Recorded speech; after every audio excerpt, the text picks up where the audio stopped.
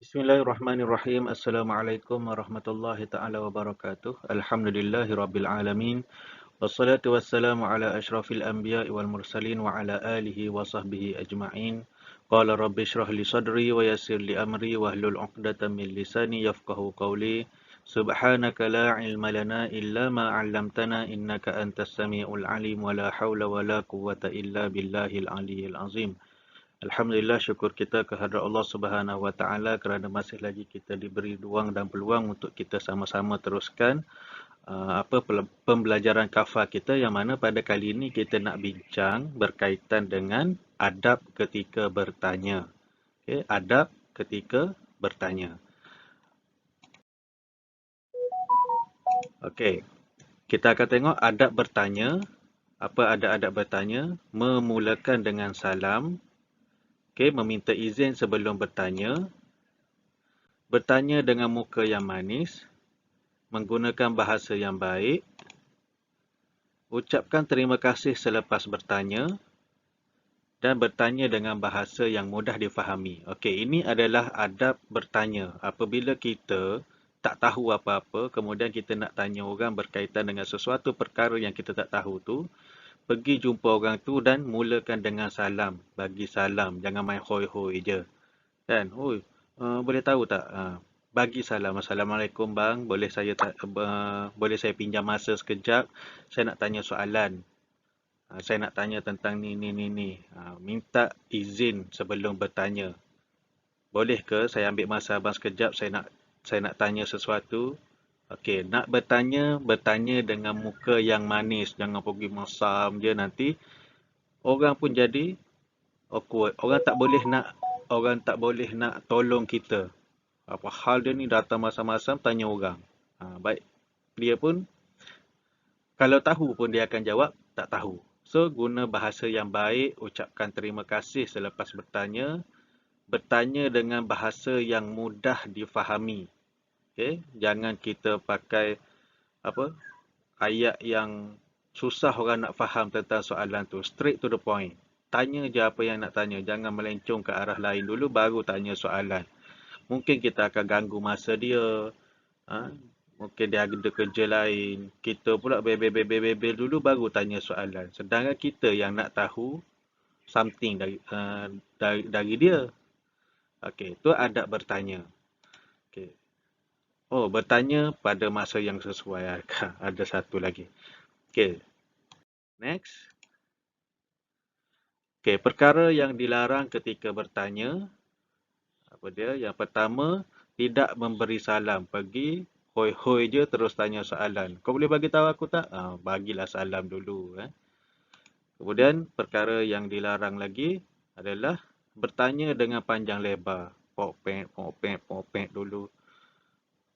Yang benda-benda yang tak sepatutnya kita cakap dulu baru nak tanya soalan.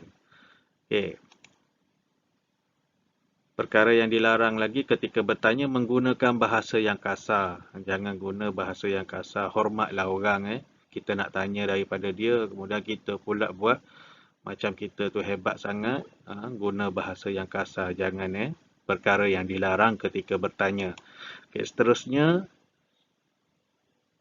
bertanya dengan tidak ikhlas. Nak tanya tapi acuh tak ikhlas.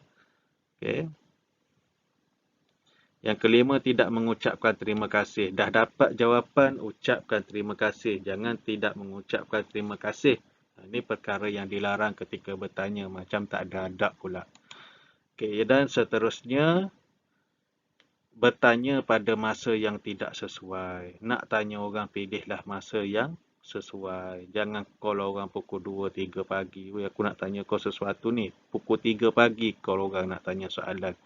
Pilih masa yang sesuai untuk bertanya. Kalau dengan guru pun, mungkin ada guru yang dia boleh awak menyampuk untuk tanya soalan. Kadang-kadang guru ni, kita kena ada juga yang dia kena selesaikan apa yang dia ajar dulu.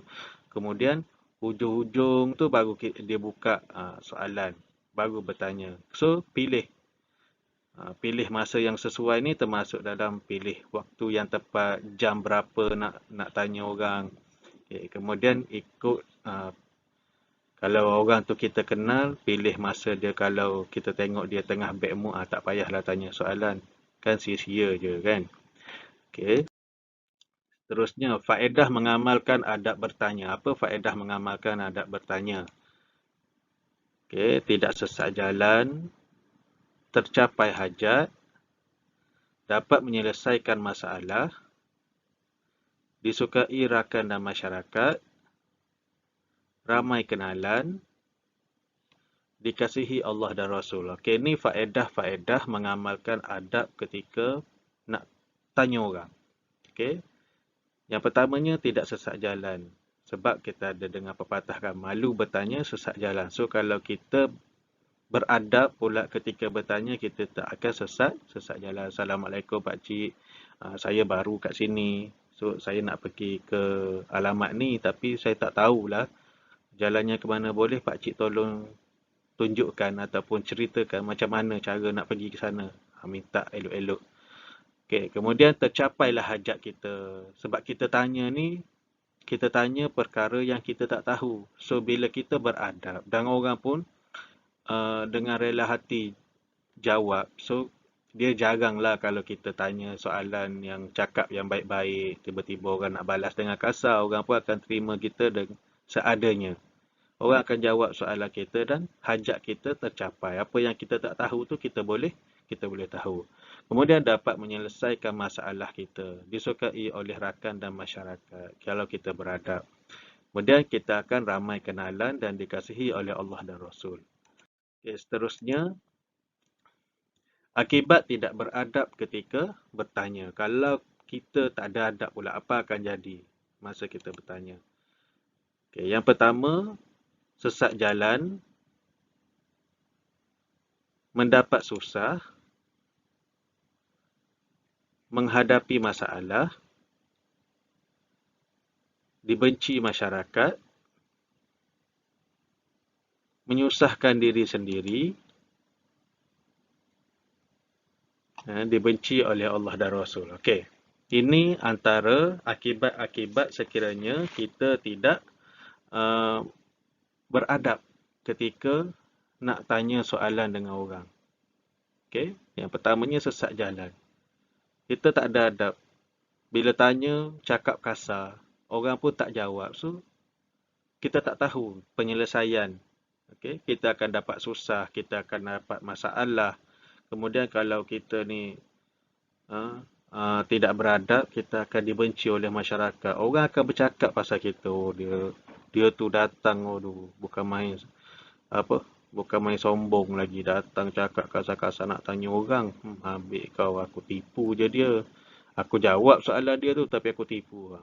Ikut dia lah nak sesat jalan ke mana. Biar dia susah. Okay. Kemudian menyusahkan diri sendiri dan dibenci oleh Allah dan Rasul. Ini ada antara akibat-akibat tidak beradab ketika bertanya. Okay. Kemudian kita tengok kepada hikmah mengamalkan adab bertanya. Apa hikmah-hikmah kalau kita amalkan adab bertanya? Yang pertama,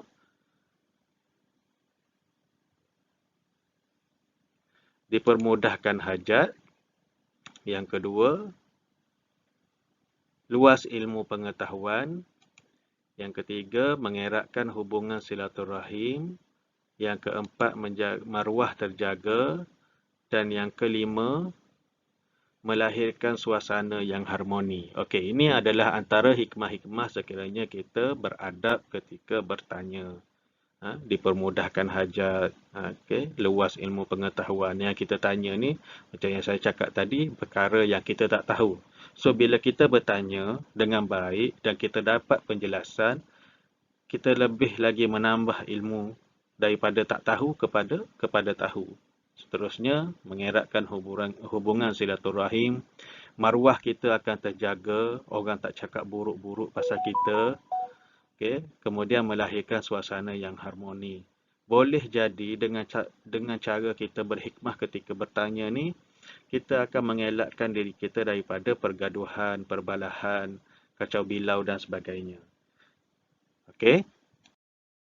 Okey, itu sahaja adab ketika bertanya yang kita boleh kongsikan dalam pembelajaran kali ini. Semoga ianya memberi manfaat, dan apa yang baik itu datangnya daripada Allah Subhanahu Wa Taala, dan yang buruk itu adalah kelemahan diri saya sendiri. Kita jumpa lagi di video yang akan datang untuk pelajaran seterusnya. Wallahu a'lam bishawab. Assalamualaikum warahmatullahi taala wabarakatuh.